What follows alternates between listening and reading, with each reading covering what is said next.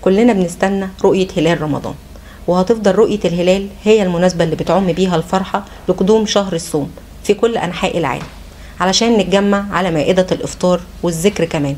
وفي حكاوي رمضان هنعرف ازاي كانوا زمان بيشوفوا هلال رمضان.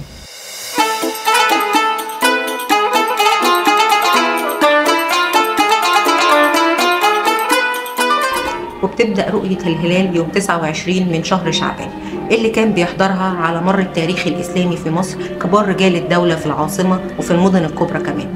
وفي سنة 155 هجرية 771 ميلادية كان القاضي أبو عبد الله ابن عبد الرحمن المناهيع أول قاضي بيخرج من مصر لرؤية هلال رمضان، ومن بعده كل القضاة اتبعوا سيرته.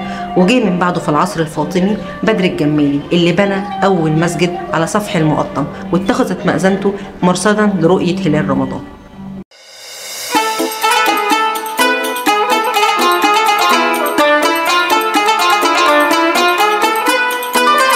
كده يكون الفاطميين هم أول من عرفونا بموكب رؤية هلال رمضان، وفضلت العادة دي مكملة معانا لحد العصر المملوكي.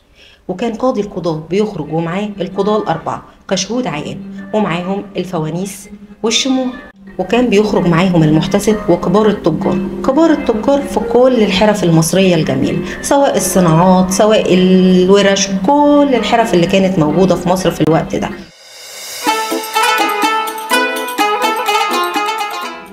ومن بعدها اتنقلت مكان رؤية الهلال لمنارة مدرسة السلطان المنصور قلاوون في منطقة بين القصرين.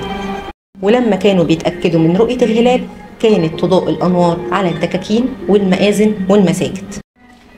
وبعد رؤية الهلال كان قاضي القضاة بيخرج في موكب كبير وحواليه كل جموع الشعب حاملين المشاعل والفوانيس وكل أدوات الإضاءة الخاصة بالشهر الكريم، لحد ما يوصل لبيته، ومن بعدها كل جموع الشعب بتتفرق لبيوتها.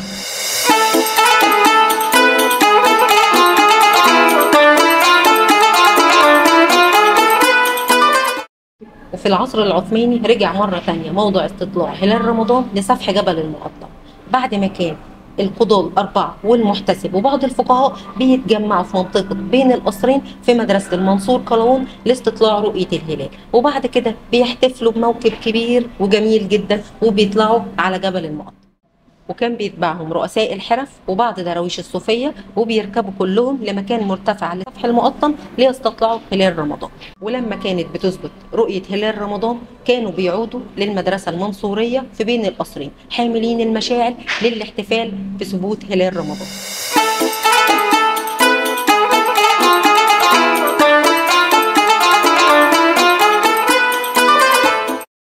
وفضل الحال ده لحد ما جه الخديوي عباس حلمي الثاني ونقل مكان موضع استطلاع هلال رمضان للمحكمة الشرعية في باب الخلق، وطبعا ده لقدسية الشهر الكريم في نفوس كل المسلمين وكل المصريين في الوقت ده.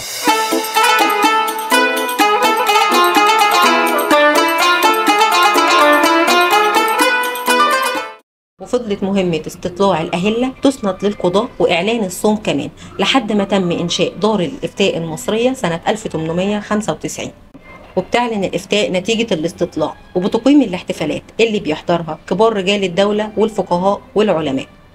وكل سنة وانتم طيبين، واستنونا مع حكاوي رمضانية من المتحف القومي للحضارة المصرية.